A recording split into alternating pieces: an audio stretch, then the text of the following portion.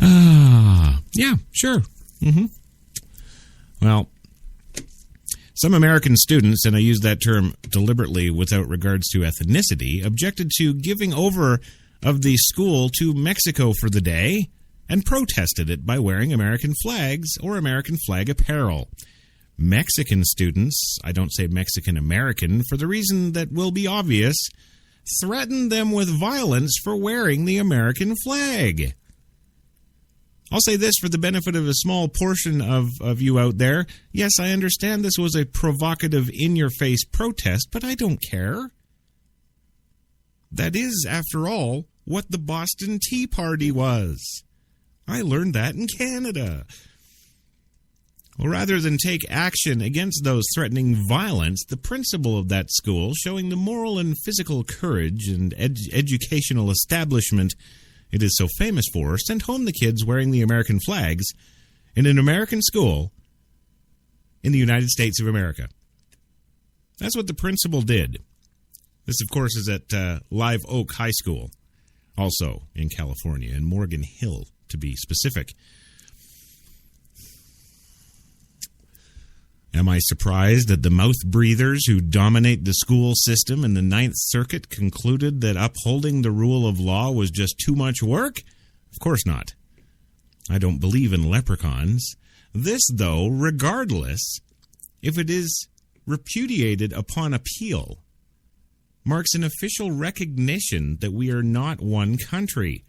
It marks the utter collapse of the American exceptionalism. And it marks the triumph of the false god of multiculturalism.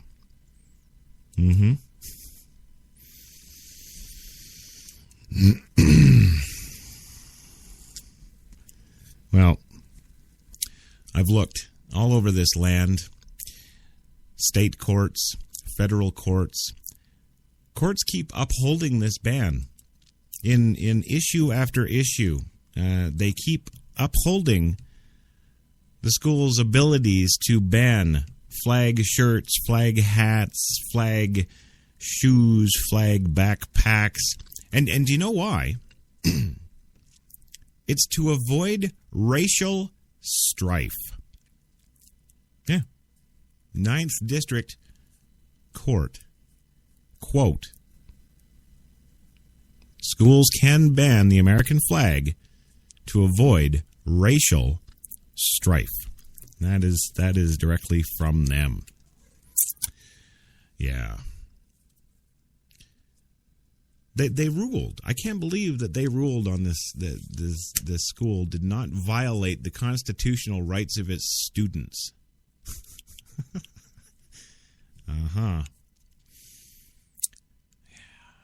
Fears of racial violence. Yeah, I don't know about you guys. I've like I said, had my American history in Canada going through my K through 12.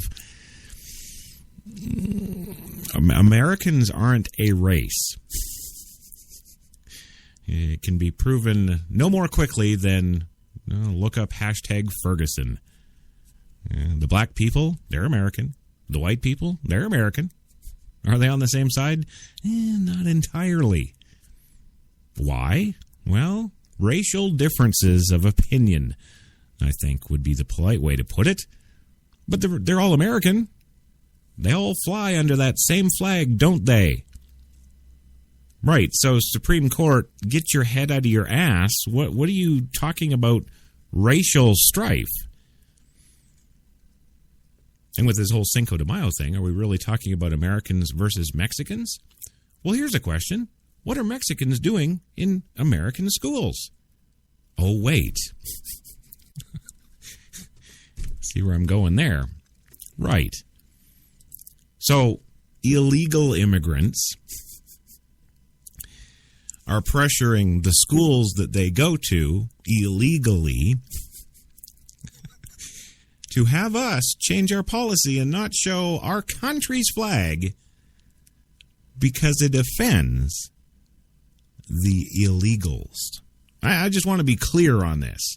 I know for some of you listening, you're probably like, dude, we know. Come on, move it along. This is pretty primary. But no, because a lot of the people that listen to my show, they've got their opinions, and they like to stick them in my face. Oh, by the way, you can stick yours in my face, too. Fire off an email to producer@htlaRadio1.com. Let me know what you think, because, man, I don't get enough of what people think. I don't. Well,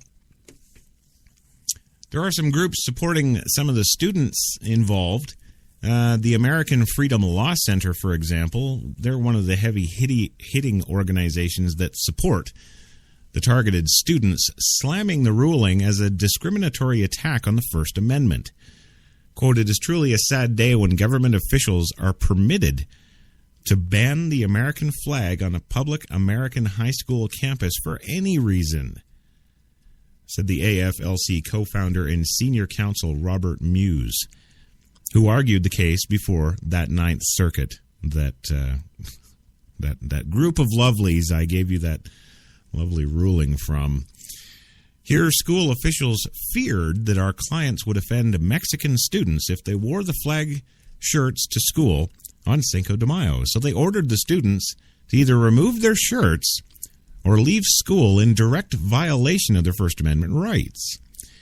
Muse added in a statement released after the ruling that the AFLC also pointed out that clothing with Mexican flag colors was not banned by school officials. And it's interesting to note because that huge multi-continental gang, MS-13, you heard of them, right? Yeah, well, what colors do you think they fly? You betcha. That's their gang colors. So we can't have the Bloods and the Crips. No, they're American gangs. we can't have our students displaying their colors. No. Because that's just going to foster the gang thing. But the Mexicans, yeah, they're not even supposed to be in our school systems because they're here illegally, right? But they can fly MS-13 colors because MS-13 aren't so bad. They're nice. They just cut off your heads and pull out your tongues and stick them up your ass and all sorts of lovely things. That's okay. Well, in closing tonight, I know the majority of Americans here I'm not speaking to, because the majority of Americans, of course, in that lovely poll that NBC did, I told you the overwhelming results. Over 86% of Americans think this is total BS and should absolutely not be allowed, and we should kill all those who want to ban the American flag in America. And I'd sure like to get the names of those 4 on that student council that voted 6-4. Or no, the 6. Yeah, I'm backwards, see? I'm so mad I'm backwards. Yeah. Well, anywho, gang, there's the old music. I'm out of here for another week. Want to thank HTLA Radio 1 New York's best talk, for having me on. Check them out, HTLARadio1.com. Want to thank all the listeners. Love you guys. Great support over the years. Yeah, don't worry, I'm not going anywhere. I'm going to keep hammering away at this until this Canadian can get more Americans to be American, damn it. That's my mission. Anywho, you guys have a great week, and I will catch you next Tuesday night, 9 p.m. Eastern, for another fine edition of Crash Talk on HTLA Radio 1.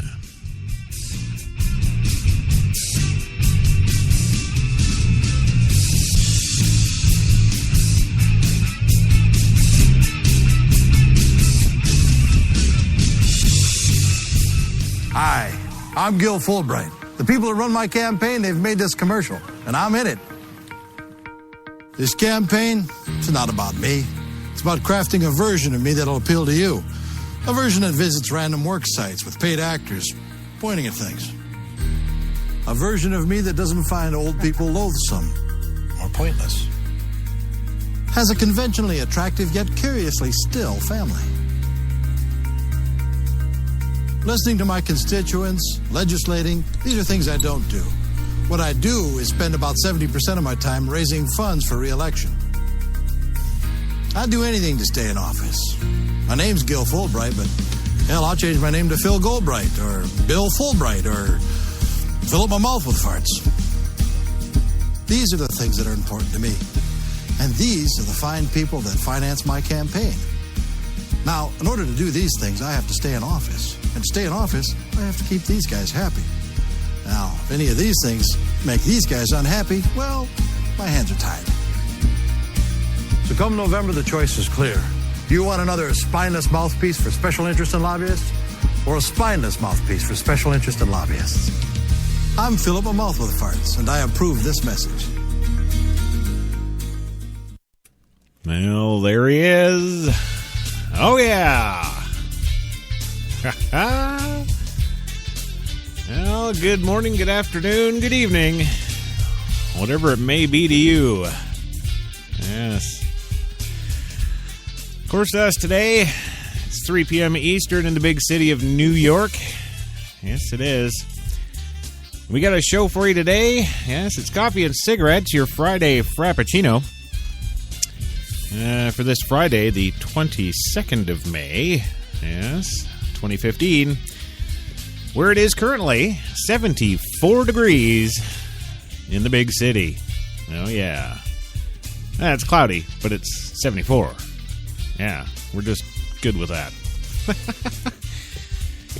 Welcome to the show this afternoon. Got all kinds of good, fun stuff for you today on the program.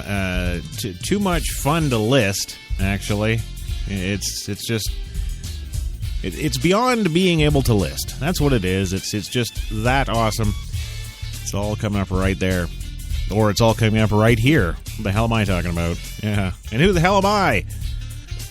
Well, I'm Chris Crash Jesus Taylor. HTLA Studio 2 right now in downtown Manhattan. It's going to be a good one. It's going to be a good one. And you're like, okay, all right, Crash. Okay, great. Cut to the chase, dude. Where's the spiel? What do we got going on today? God, so pushy on a Friday, aren't you? Relax. It's weekend. Yeah. Well, today on the big show, we have too much to list, and I mean too much to list. There's so much stuff going on here. It's not even funny. Everything, of course, must go before the weekend here, so we're selling it. So, hey, come on in and grab a cup, have a seat, and light one up. It is coffee time.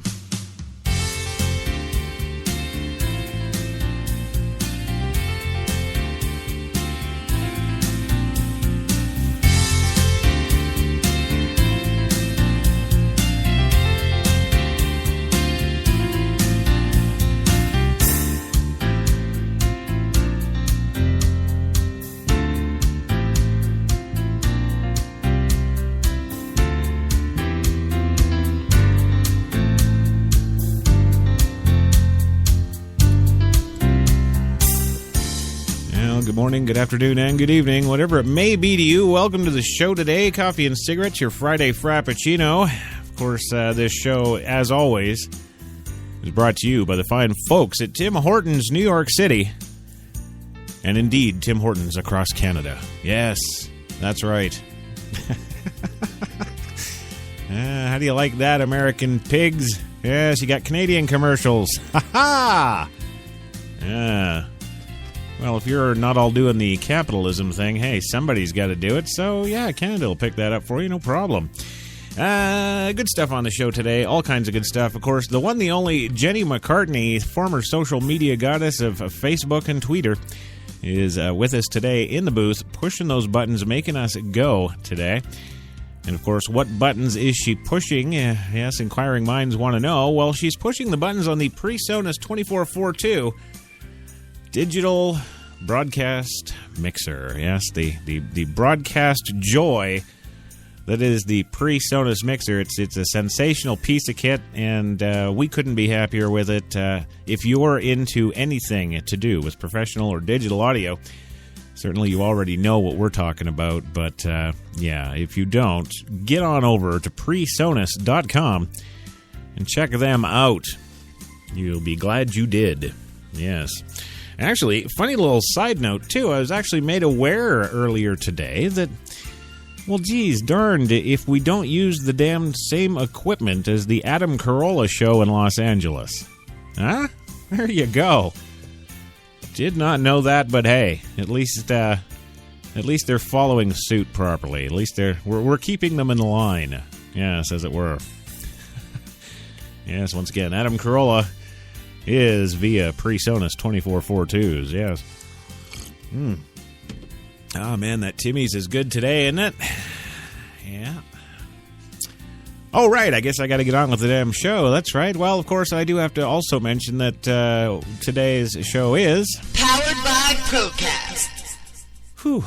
Yes, it is. Powered by Procast Global and its fine smattering of companies all over the trans universe, or whatever the hell you want to call it. I don't know. Yeah, so moving on today, thank you for coming to the show. Welcome to the show.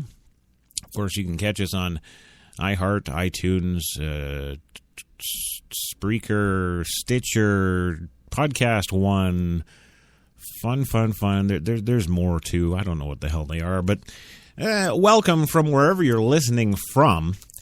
And indeed, we are thankful that you are listening to HTLA Radio 1. There you go. So today on the show, we have our guest/co-host, I must introduce. Yes, we have them every day. Sometimes they change, sometimes they don't. Some of them have been here since day one, and some of them will be gone tomorrow. Yes. Well, there's no show tomorrow, but you know what I mean. They'll be gone day after tomorrow. No, that's not Sunday, damn it. Well, they won't be here again. How about we put it that way? First off, joining us from the Mill Bay Studios. Yes, I did not even know there was film and television studios on that island. That island, of course, where Pamela Anderson is from, Vancouver Island. Yes, that is where Mill Bay is located. And, well, I guess that's about, about 20 minutes away from Pamela Anderson's house in Ladysmith there. Yeah, something like that. Well, coming to us from Mill Bay Studios is the one, the only Louis Lawless, who, 22 and a half bloody years ago, he took me under his wing and taught me film and television production. And, he's an Academy Award nominated director for a number of projects throughout Hollywood's his 35 years there. And now, of course, he's retired up to Mill Bay. And, retired? No, wrong word. He's just older and working up there, yeah. Oh, can we cuss? Can I cuss as I always do on the show?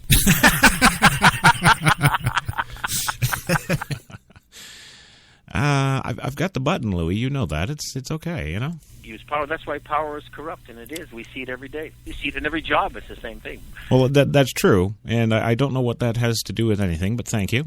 My film, Unrepented, did very well in Europe. Yes, actually, we know that. Yeah, I actually worked on that with you. I was your producer. We were 5 steps away from winning the Academy Award. And we didn't. And we didn't. No, and that's why we're here. It's about fucking time. Move on. All right. Well, moving on today, of course, from about 8 blocks down the street here in Manhattan from Studio 2 is the apartment dwelling, of the one and the only Mr. Gilbert Gottfried. What the fuck? Well, it's what we do. I'm ready. Good. It's good to know you're ready, always. Yeah. And, of course, joining us again today because, we weren't going to bring back Schwarzenegger. Yes. No, that wasn't going to happen. And Pam, she got a job, so... We don't have her anymore, but we do have a very special guest of the show who's actually been here before. Yes, and he's back with us today to help us fill that spot until next Monday. Can you give me any help for $25,000? No, Louis. All right, go a half an hour. Do I get $50,000? Well, no, but what on earth would you need that kind of money for? I need to try and raise $25,000 to enter in the Academy Awards, and I think it's a fantastic risk because we have a tremendous chance. There's about 200 members that vote on it, and they all you have to give them a DVD now. Right. So 200 members and $25,000. So that's like. Where are you going to was there like an Office Depot up there or something? You're paying $125 a DVD? Really? Was that? It's about fucking time. Move on. Okay, well. Yes. All right. Yes, moving on. Where was I? Yes, I do have to introduce our third guest / co-host today, of course, and it's the one, the only, George Takei. I think it's a treat to be here talking with you. Well, that's as you should. Yes. Give us a little intro, George. Tell us about yourself. I'm George Takei, and when I'm walking down the street, people shout out, "Hey, Sulu!" So I'm known more as Sulu than as George Takei, which is what I really am. Are you sure? Yes. And we know you're quite into the political activism stuff. Yeah? Well, actually, what shaped my life is what happened to all Japanese Americans during the Second World War. Oh, yeah. Pearl Harbor was bombed, and overnight, American citizens of Japanese ancestry were looked at with suspicion and fear and outright hatred, simply because we happened to look like the people that bombed Pearl Harbor, and we were put in barbed wire American prison camps. They called them internment camps, but they were really, for all rights and purposes, concentration camps. There were sentry towers with the machine guns pointed at us, and when I made the night runs from the barracks to the latrine, searchlights followed us. But for me, as a 5-year-old at that time, I thought it was kind of nice that the searchlights lit the way for me to pee. So I adjusted. Children are amazingly adaptable, and that became the normality in my life. Right. Lining up 3 times a day to eat in a noisy mess hall, complain about the lousy food, became routine. And when the war ended, we came back to Los Angeles. Many people did not, because they were so embittered by the experience on the West Coast. And as I grew up, as a teenager, I started reading civics books and history books, and I saw nothing in that about my childhood experience. But I read the glorious chapters about our democracy.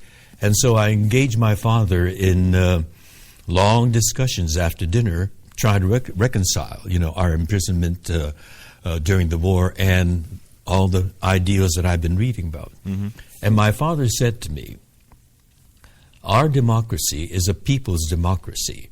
It can be as great as a people can be, but it's also as fallible as people are. And our democracy is vitally dependent on good people being actively engaged in the process. And shortly after that, he took me to the Adlai Stevenson for President headquarters, and he volunteered me. And that's how I got introduced to political activism. It was a lot of fun, but by that time I was starting to understand something about our democracy. Yes. Well, okay, next time, could you maybe not be so long-winded about it? You just...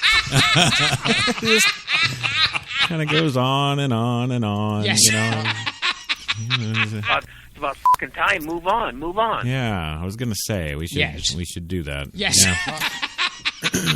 You are a douchebag. I know. And, of course, before we got to move on here, we just got to get into this because, everybody, I don't know, for decades, it seems, has been talking about this whole thing about you and Will Shatner. And, of course, can you just kind of once and for all kind of, lay our minds to rest? He enjoys being the center of everything. Yeah. And when he's on the set, he dominates. Sure. You may have heard about some of the difficulties that cast members had. Oh, no.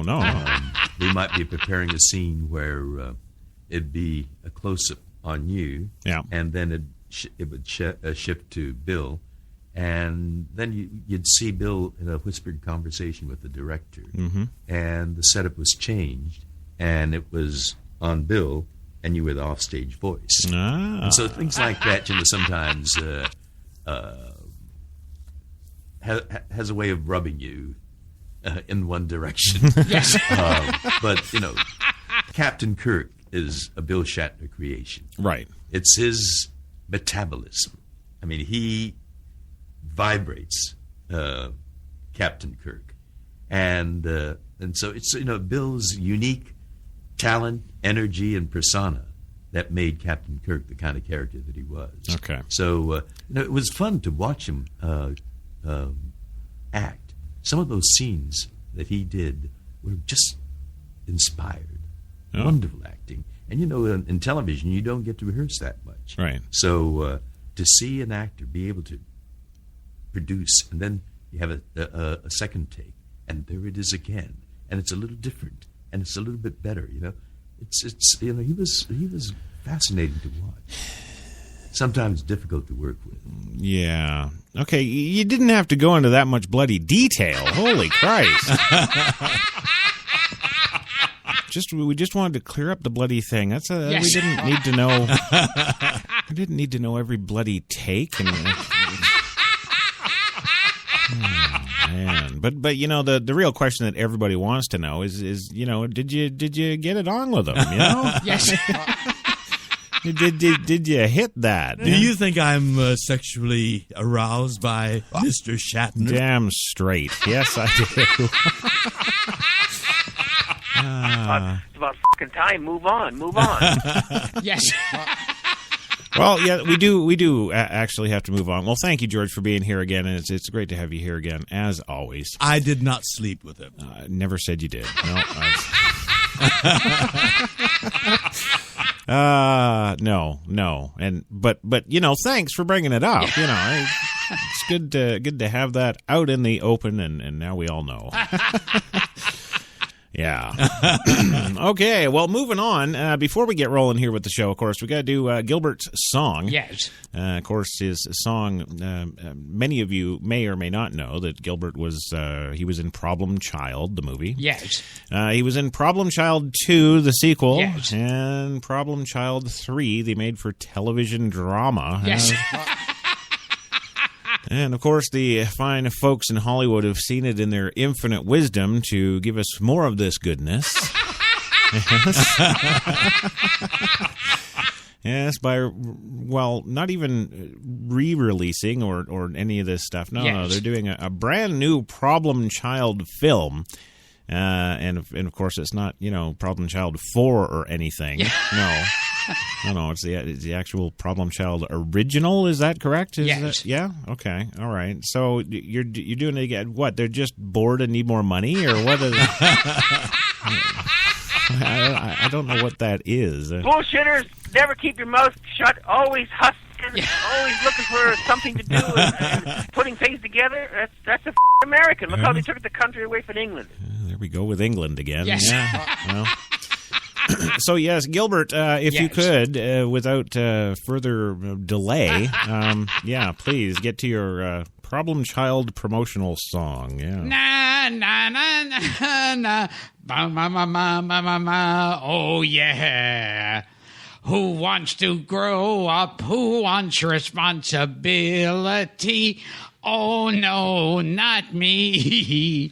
Who wants to show up and work until you're 93? Oh, yeah. Now everybody says you're running wild. The teacher's calling you a problem. Ooh. Yes. That's the good stuff. That's what that is, yeah. All righty. Well, hey, finally, after all the introductions are done, all the station advertisements, all the messages, all the PSAs, and all this other good stuff, it's time to go for a commercial. But hey, never fear. When we get back, we actually will get to the stories. Yes, the stories that... the stories that matter to you most, yes. It's about fucking time. Move on.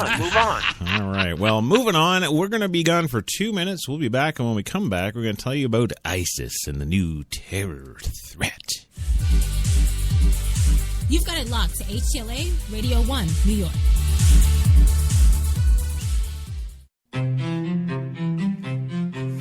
What if there was a coffee that was sourced from some of the world's most renowned growing regions, abundant with rich, fertile soil?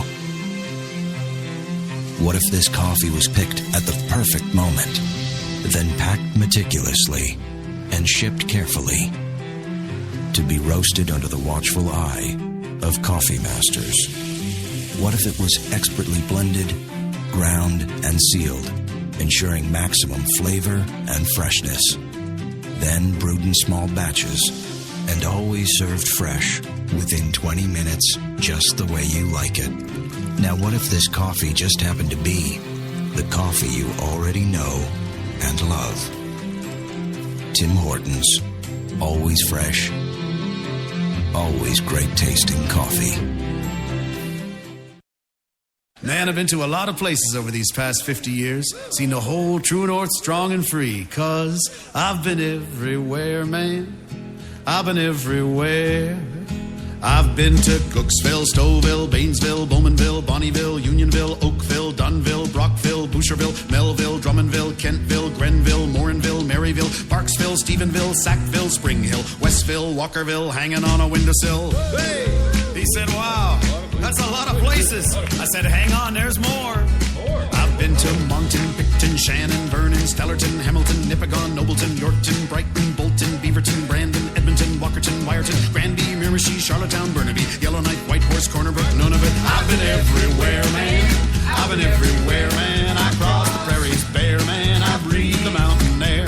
I've traveled, I've done my share, man. I've been everywhere, man. Check it out. Ottawa, Wawa, Mattawa, Chippewa, Moose Jaw, Oshawa.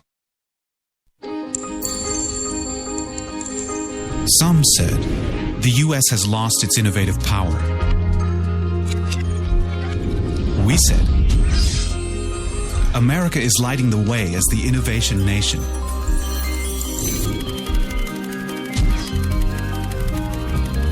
Singular insights, superior execution. That's the power of global connections. Bank of America Merrill Lynch. Voted top global research firm 2011, 12, and 13. Hi, I'm Mike, founder of DollarShaveClub.com. What is DollarShaveClub.com? Well, for $1 a month, we send high-quality razors right to your door. Yeah, $1. Are the blades any good? No.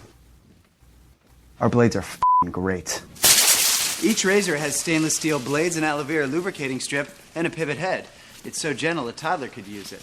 And do you like spending $20 a month on brand name razors? 19 go to Roger Federer. I'm good at tennis. And do you think your razor needs a vibrating handle, a flashlight, a back scratcher, and 10 blades? Your handsome-ass grandfather had 1 blade and polio. Looking good, pop up! Stop paying for shave tech you don't need. And stop forgetting to buy your blades every month. Alejandro and I are going to ship them right to you.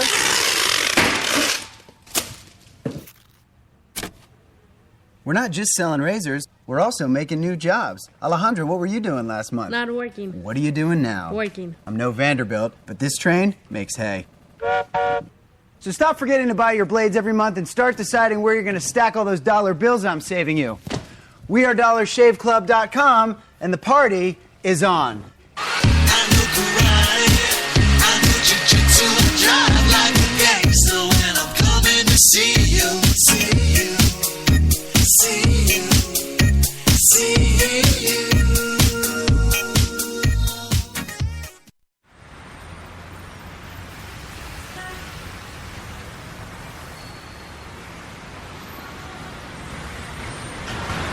I've been so inspired by being in New York because everything from what people are wearing on the street to the way they're interacting with each other, to drive through the West Village at night and you see a couple kissing on the street, or you see someone fighting outside their apartment, or you see so much humanity on a daily basis that even if you're not inspired by your own life that day, you can be inspired by someone else's life. You got that long hair, slicked back, white t-shirt, and I got that good girl face and a tight little skirt. And when we go crashing down, we come back every time, 'cause we never go out of style. We never go out of style. Take me out. There's only one place to get more Taylor.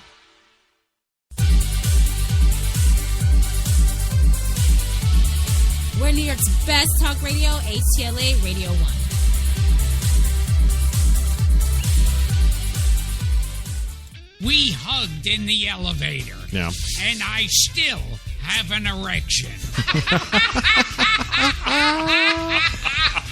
Oh, yeah. Now, I remember sitting next to you on a plane. Right. Yes, and I was flying out to L.A. Yep. to audition for some movie that I didn't get, which was fine. Because I remember I was reading the script, Yeah. and you said to me, "Oh, what are you reading?" And I said, "Oh, it's some John Travolta comedy."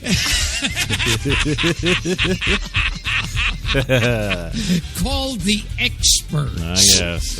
And it's about two young hip Americans who get kidnapped by Russian spies Right. to teach them how to act like young hip Americans.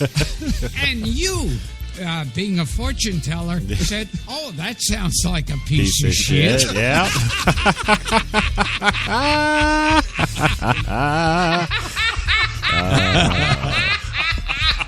Well, and it was, Yes. and I'm glad you didn't get it. Yes. Yeah. And yeah, that was some kind of something else. That was. I think it should be short and sweet. Well, I'm sure his audition was. Yeah.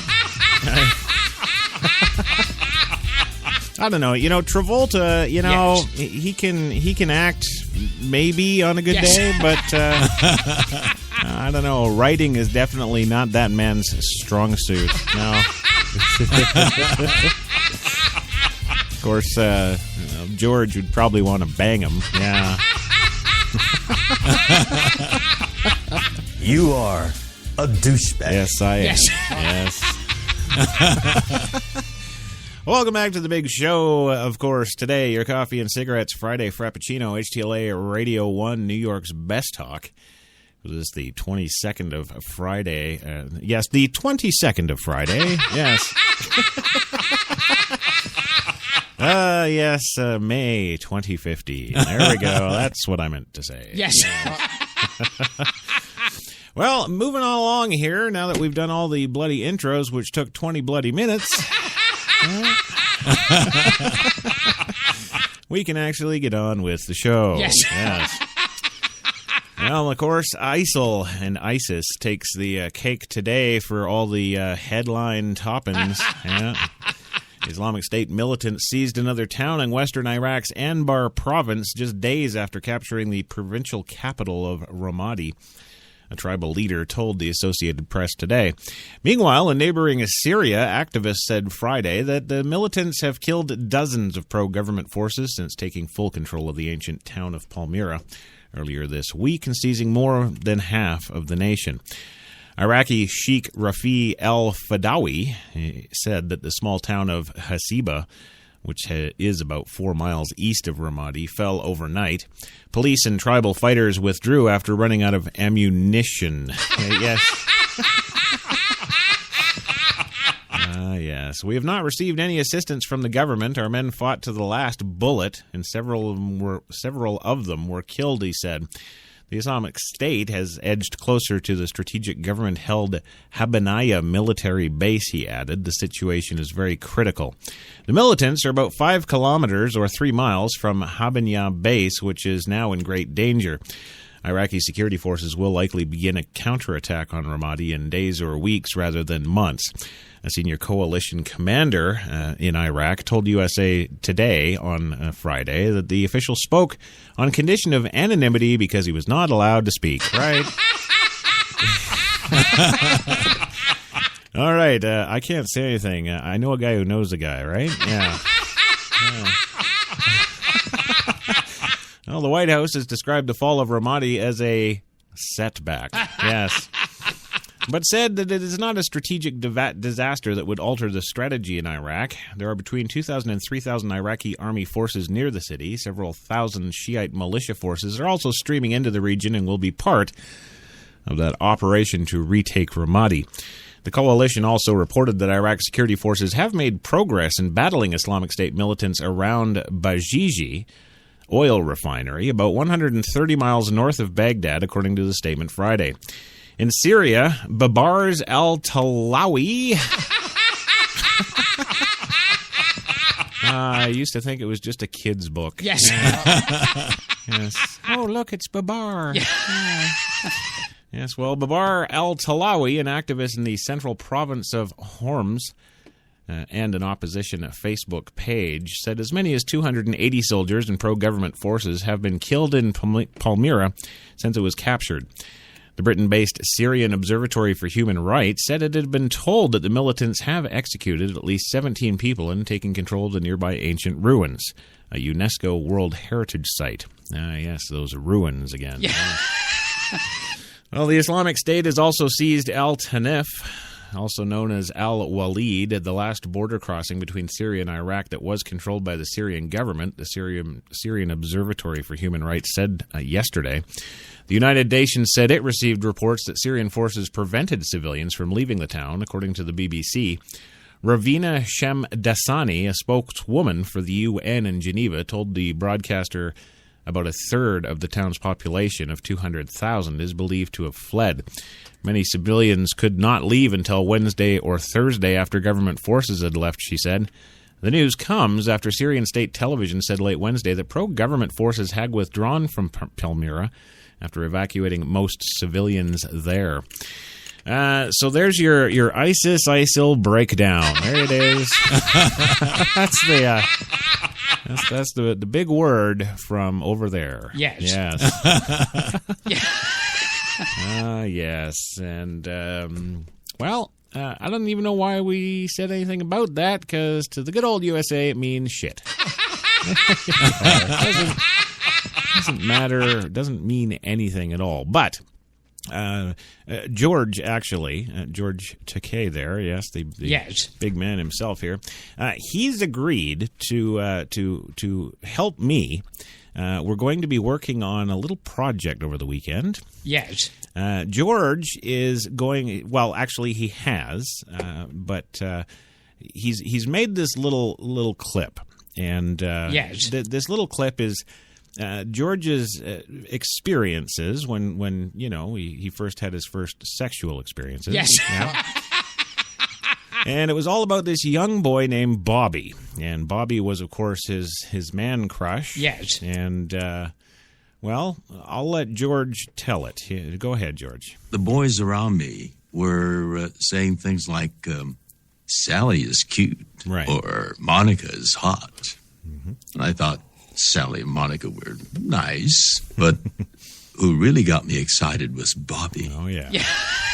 What particularly was exciting was he had blonde forearm hair, and he was tan, that glistened. That's when what caught my eye when I first saw him. Mm-hmm. He had his T-shirt on, but you can see that he had great pectoral T-shirts. And then to see it off, and his whole gorgeous body. Right. Yeah. Right. Well, that little experience, George earlier this afternoon recorded for us in a separate session. Yes. And what we're going to do is we've noticed at HTLA that more and more we're getting more listeners from Iran and Syria for some ungodly frickin' reason. Yes. I don't know why, but we're getting them. So we figured, hey, this is a good opportunity here. We can sort of help with. I don't know, the American military, I guess about 10 or 12 years ago, when they were over there doing their thing and taking over towns and whatnot, they would blare the Metallica and heavy metal music on the tanks. Yes. And keep the bad guys up all night. Yeah. Right? So what we thought we'd do here is we're just going to put this sucker on a loop, and we're just going to broadcast it over to Syria and Iraq 24/7 about Bobby. Yeah. Just over and over and over again. Yeah, we're. Oh, and we're going to keep doing this yes. until our demands for them to shut the hell up and go away are met. There you go. That's what we're going to do. As I grew up, I made another discovery. Oh, yeah? There were places called gay bars. Ah, Yes. Right. Yes. Well, what we could do, George, too, is we could actually do some, we'll extend it. We'll do some recordings of you doing, some of your, I don't know, your back alley frolics in the gay bars and stuff. We'll give that to them like on a bonus show on Sunday. Yes. Yeah. Maybe it's that love-hate. Yeah. Yes. Yeah. No, it definitely is. Yeah.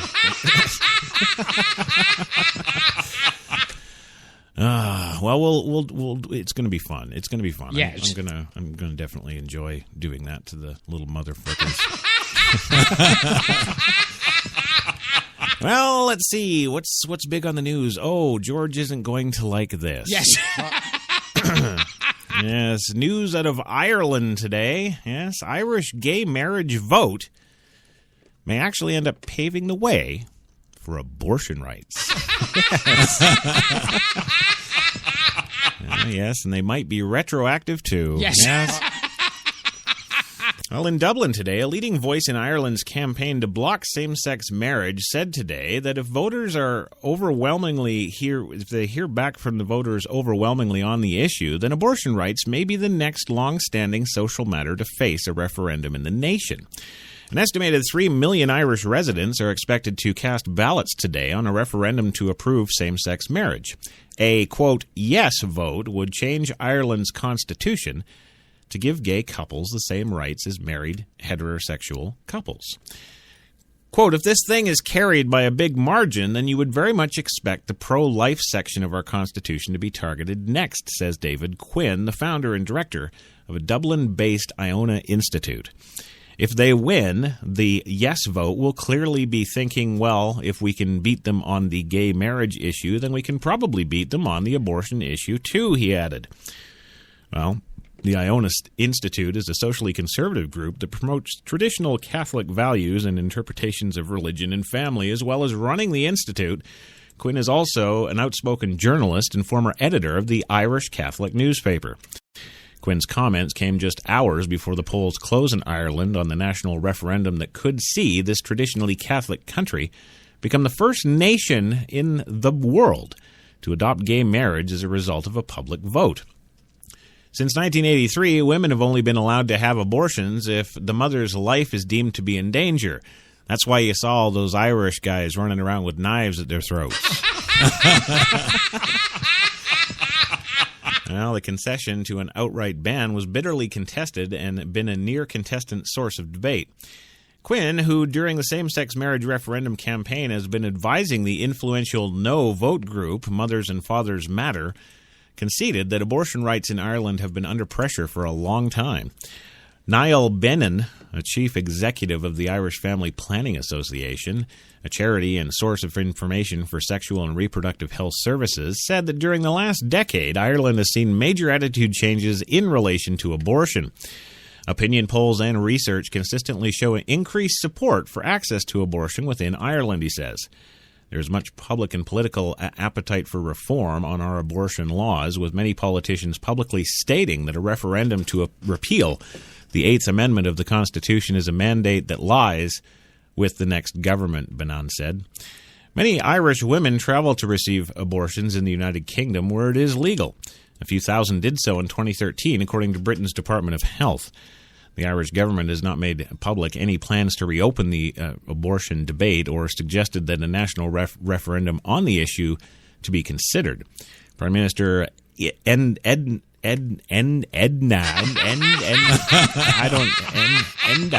I'm going to stick with Enda. Yes. Yes. Enda.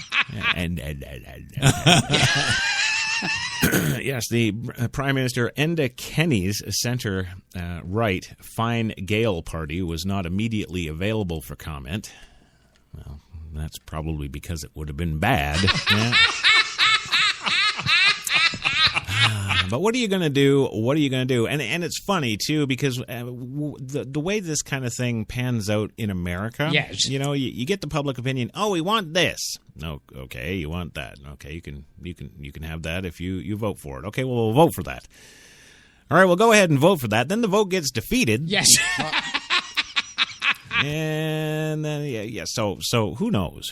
But it's interesting. This is gonna play out kind of interesting. I think. I think it's going to be something that really doesn't matter in the long run. Nah, it just it doesn't matter. So I could see you feel very uncomfortable talking. What? Now there was another time you were when I know you're very secretive about your drug problem. Yes, I was. Yes.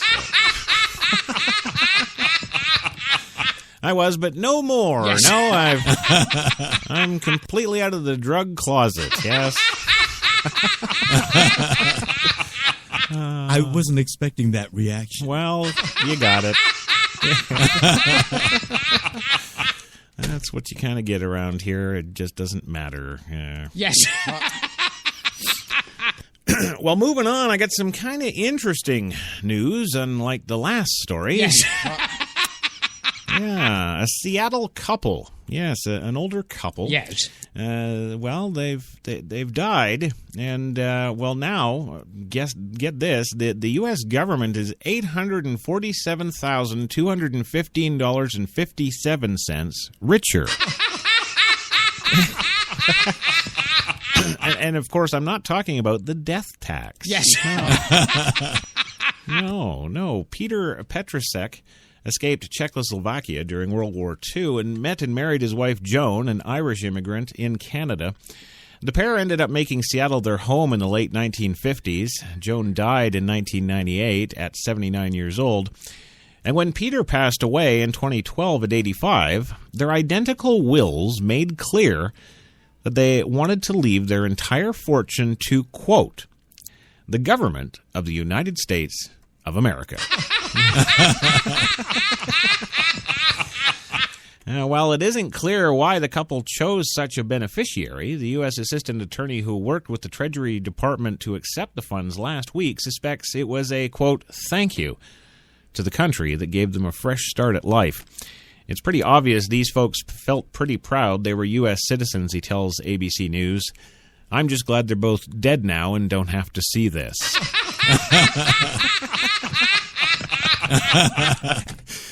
Well, Peter Petrusek was only 12 when the Nazis invaded Czechoslovakia. From what he told, all the property he had was confiscated. The couple's neighbor tells the Seattle Times that the Germans hauled off his father to a camp. His mother was left behind in Prague. His sister died in Allied bombing in Dresden.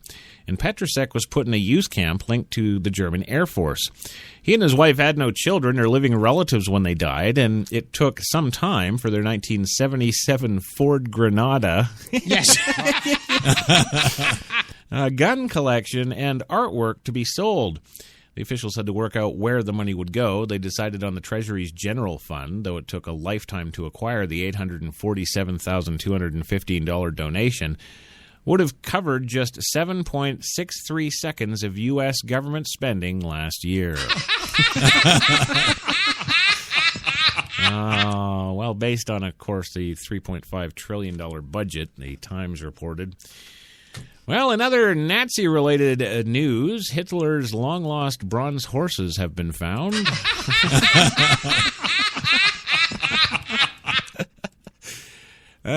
Did you want to know about Hitler's long-lost bronze horses, Gilbert? Yes. Well, two life-size bronze horses commissioned to stand outside Adolf Hitler's chancellery disappeared from their last known location in Germany in 1989. Some 25 years later, the masterpieces have been discovered in an illegal art bust. After a year-long investigation, authorities conducting 10 raids across Germany yesterday found the, quote, walking horses by Joseph Thorak. in a warehouse in Bad Dürkheim, along with other thorac works and a 33-foot granite relief by Arno Brecker, the Associated Press reports. They're now investigating the Arno Brecker, and they're investigating 8 other people aged 64 to 79 for art trafficking and handling stolen goods. Triumphant Russian forces reportedly moved the horses in 1945 before they appeared on the sports grounds of a Red Army barracks in Elberswald of the German Democratic Republic in 1950. They remained there for 38 years until a newspaper article by art historian turned the spotlight back on the illustrious works. They soon disappeared. So there you go. There's your Hitler news for today. Yes. Yeah. We like to we like to, you know, keep, well, we've got the black news, Yes. we've got the Hitler news. Yes. You know, we like to keep these categories open. Yeah. Yes. In the interest of fair journalism, of course. Yes. Yeah. He called me, and he called me, and he kept calling me, and I wouldn't answer the phone. Louis, we're on the air. It's about fucking time. Move on. Move on. Yeah. Okay. All right. Well, moving on, we've got, of course, Biden news. And no, this is not just because I'm biding my time till the end of the show. Yes, Joe Biden and, of course, Beau Biden. Yes, and Beau is, well, he's taken ill. He's not doing so well. And when we come back from this next commercial break, of course, we'll have the Beau Biden story back in 2. You've got it locked to New York's best talk, HTLA Radio 1. Hi, I'm Mike, founder of DollarShaveClub.com. What is DollarShaveClub.com? Well, for $1 a month, we send high-quality razors right to your door. Yeah, $1. Are the blades any good? No. Our blades are f***ing great. Each razor has stainless steel blades, an aloe vera lubricating strip, and a pivot head. It's so gentle a toddler could use it. And do you like spending $20 a month on brand name razors? 19 go to Roger Federer. I'm good at tennis. And do you think your razor needs a vibrating handle, a flashlight, a back scratcher, and 10 blades? Your handsome-ass grandfather had 1 blade and polio. Looking good, pop-up! Stop paying for shave tech you don't need. And stop forgetting to buy your blades every month. Alejandro and I are going to ship them right to you.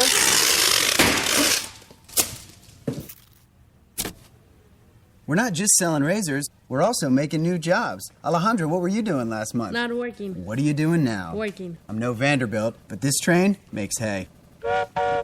So stop forgetting to buy your blades every month and start deciding where you're going to stack all those dollar bills I'm saving you. We are DollarShaveClub.com, and the party is on.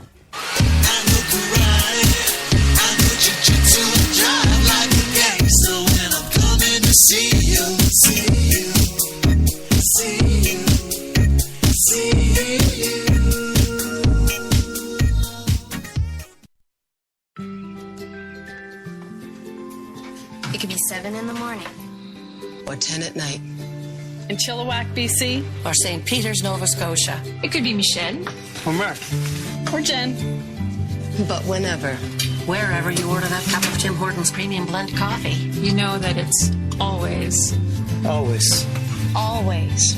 fresh. From Newfoundland and Labrador to Vancouver Island, Tim Hortons, a coffee all our own.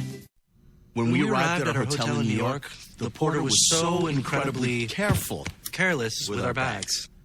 And the room they gave us, it was beautiful. A broom closet. But the worst part was the shower.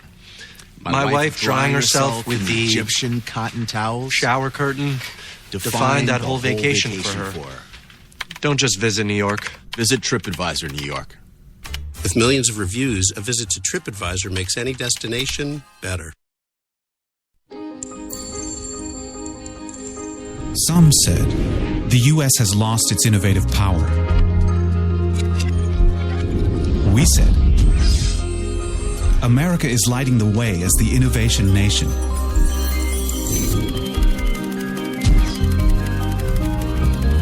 Singular insights. Superior execution. That's the power of global connections. Bank of America Merrill Lynch. Voted top global research firm 2011, 12, and 13.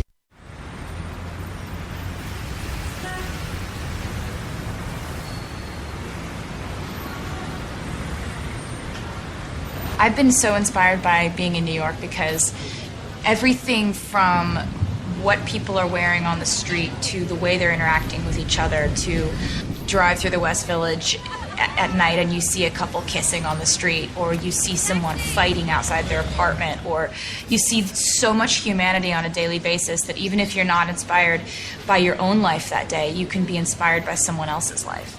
You got that long hair, slicked back, white t-shirt, and I got that good girl face and a tight little skirt. And when we go crashing down, we come back every time, 'cause we never go out, we never style, we never go out of style. Take me out. There's only one place to get more Taylor.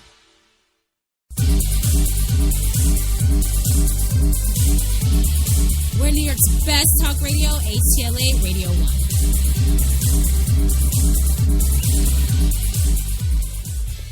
The boys around me were saying things like, Sally is cute, or Monica is hot. And I thought Sally and Monica were nice, but who really got me excited was Bobby. What particularly was exciting was he had blonde forearm hair, and he was tan. Yes. That's when what caught my eye when I first saw him. He had his T-shirt on, but you can see that he had great pectoral T-shirt. And then to see it on, and it's so gorgeous, Bobby. Oh, yeah. Well, thank you very much for that lovely visual. Yes. Yeah. Actually, speaking of lovely visuals, George, we've got an email here again for you today. Yes. And, of course, you'll all remember the one yesterday from Shooting the Shit with Paulie B. Paulie B was in the chat room, and he fired off an email.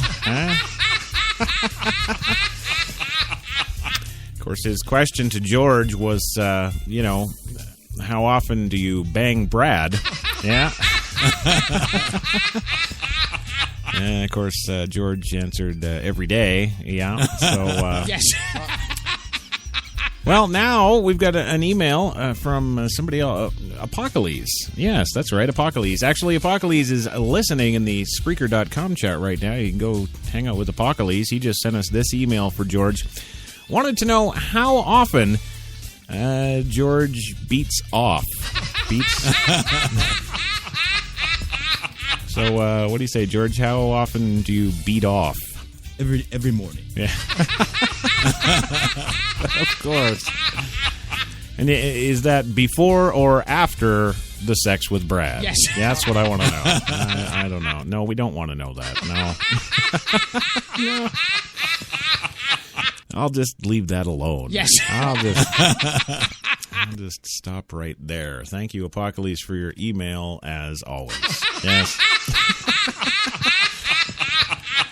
Well, Bo Biden, wherefore art thou, Bo Biden? Yes.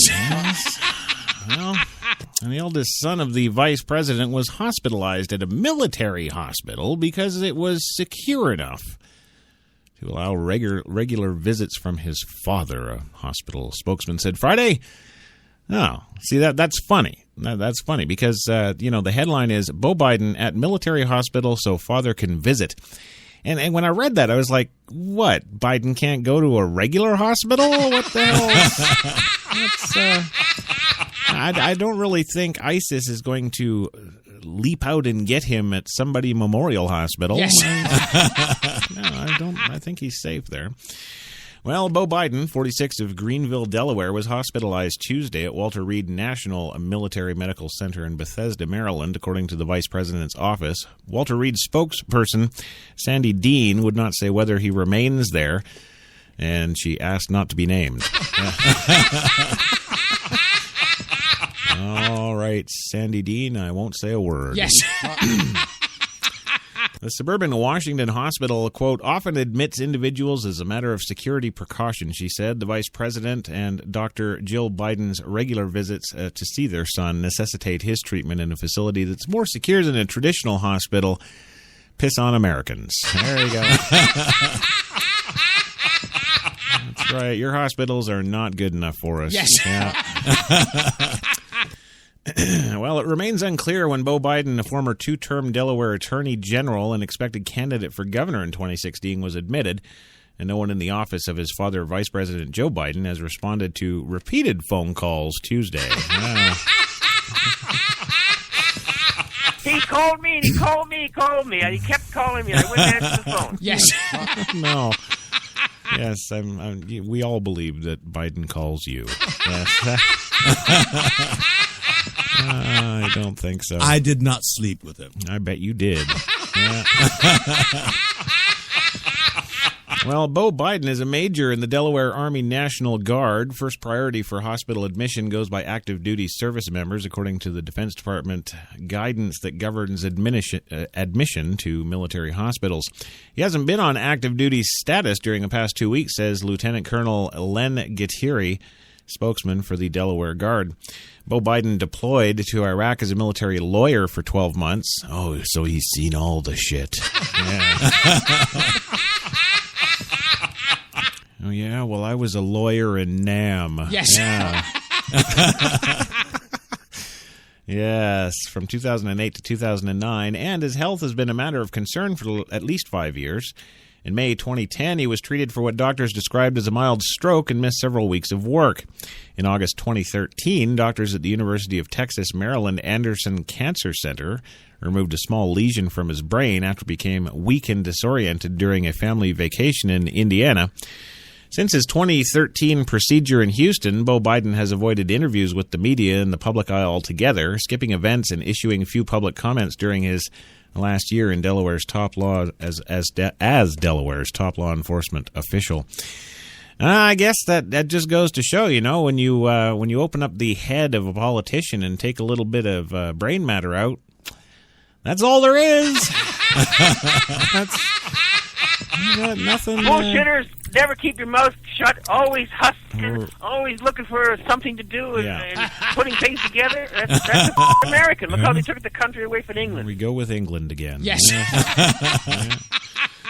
So there you go. Biden's in the hospital, but it's okay. He's in a very secure one, so his mommy and daddy can go visit. That makes me sleep much better at night. Yes. Well, let's see. What do we got up next? Oh, we got Hillary 2016 news.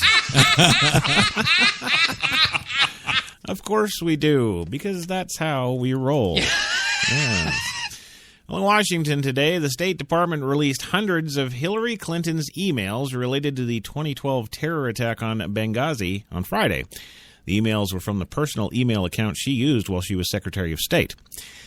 She has withdrawn her nomination for President of the United States. That's it. Just cut the losses. We're out of here. Thanks. Yes. Get in your Scooby van and go to hell. Yeah.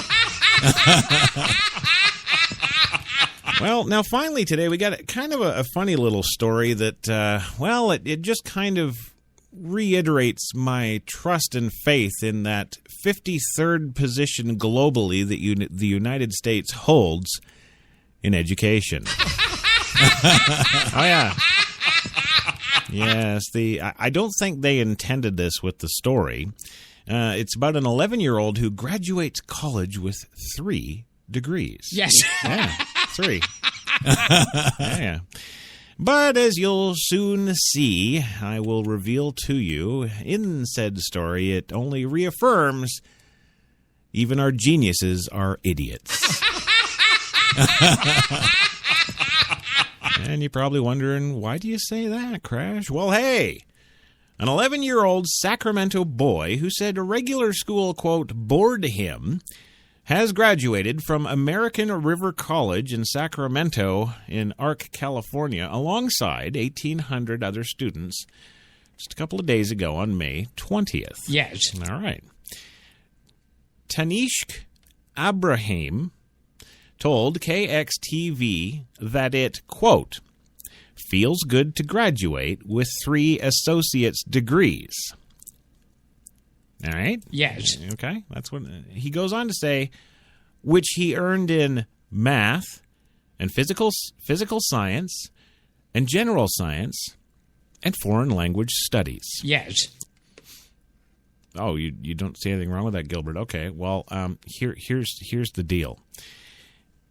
He's graduated with 3 associate's degrees, which he earned in math. Yes. All right. Physical science. Yes. General science. Yes.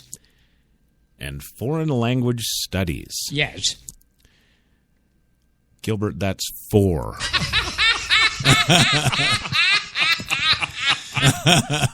That would be 4 degrees, not 3. You frickin'. So there you go, 11-year-old Ibrahim with his 3-4 degrees. Yes. 3 friggin'. Oh, hell, I don't know. Oh, there you go. That's the show for your Friday, the 22nd of May, babies. That's it right there. Yes. Let's see. Friday, 1, 2, 3, 4, 5. That's the 5th day of the week. So let's call it day 3. Yeah. Well, thank you, Louie, for being on the show today. He needs love, Chris. Come on. I know. You got to dispense more love from yourself. All these people are hurting here. He said 3 degrees. It's 4. Come on. And also, Gilbert, thank you for being here again, my friend. Thank you for listening and support the show for the love of God. Okay, take it down. Take it down just a little bit. Yes. Also want to thank George Takei, Mr. Sulu, for helping me out today. It's been great to have you. I think it's a treat to be here talking with you. Well, thank you, and it's just been great. Thank you. I've enjoyed it thoroughly. It has been a fantastic experience. Okay, that's a little too far now. Yeah. It's not like we banged you or anything. Come on. Well, thank you to all you listeners out there in listener land for tuning in for today's Friday Frappuccino. We do appreciate it. And if you're in New York, 71 degrees now in Central Park. It is cloudy, but hey, get out there and enjoy the day. That's what we're going to go do. Come on, Jenny, put a shirt on.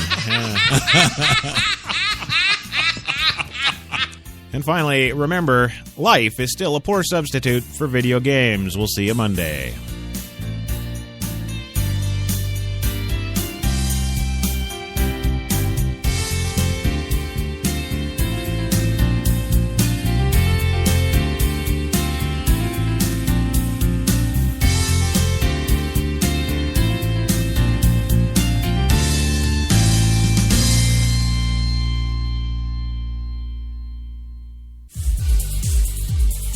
You've got it locked to HTLA Radio 1, New York.